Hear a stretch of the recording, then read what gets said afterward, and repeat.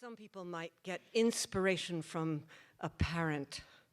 Well, my mother, I didn't like her. Partly because my sister and I shouldn't have even been born, but she made sure that we were. And then she had this enormous emotional hunger for us, and it was kind of disturbing, and that's how I became the identified patient in the family. But before that, when I was 3 and my sister was newborn, my mother got TB, and she was kind of out of the picture, and then she was back. And where was my mother when we came to see her? She had been sequestered in her bedroom. She was always in bed. She was wearing a ruffled bed jacket, and she had a tray in front of her with the food on it, and she had her knitting, and she had her books. Central Park West was outside the window. I thought my mother lived in bed. And actually, it turned out that after she had rested from TB, she got up and she did a lot. But the bed was her place. This is a woman I didn't like. But when and now, of course, I like her, and now she's dead. But that's beside the point. When I became an adult, I was flabbergasted to discover that I loved the bed. I loved hitting the horizontal. I loved it so much that when I got an apartment, the bed was always front and center, right? Oh, it was great. Everything at hand, just like my mother.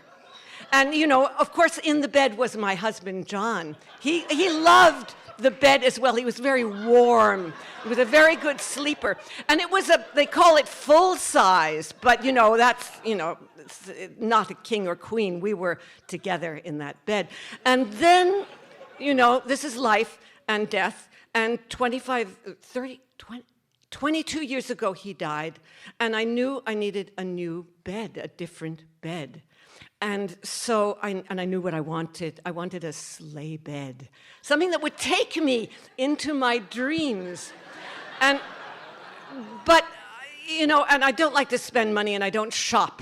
But I went to department stores, and all the manufactured contemporary sleigh beds were kind of soulless. And I had almost given up.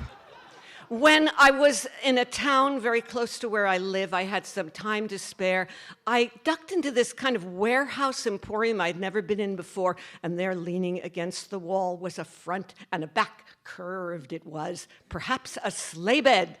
And a guy kind of came out of the shadows as I said, is that a sleigh bed? And he said, yes. I said, do you have the rest of it? And he pointed to the rails, that made it into an actual bed.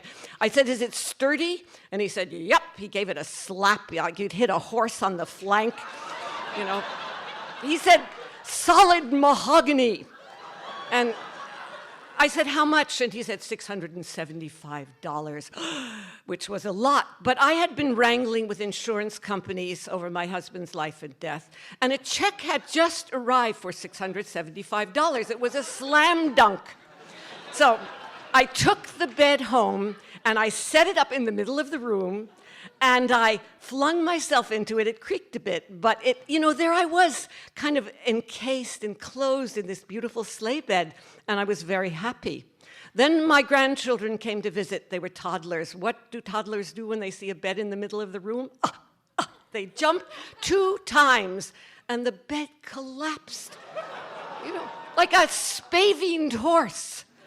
And I was, heartsick, but the spirit of my mother, fierce and mercantile, arose. And I asked a friend how much it would cost to fix, and he told me. And I went to that merchant, and I said, we live in a small town, and I would like to tell people you sold me the bed of my dreams. Instead, you sold me the bed of a nightmare. It fell down, and it'll cost $300 to fix. What do you say? And he cut me a check without even a comment. And I got the bed fixed. And there I am. Every night I come home, I hit that horizontal. I eat, I sleep, I sew, I dream in that bed. It carries me into places where I sometimes see my husband or people like him, and we can meet. But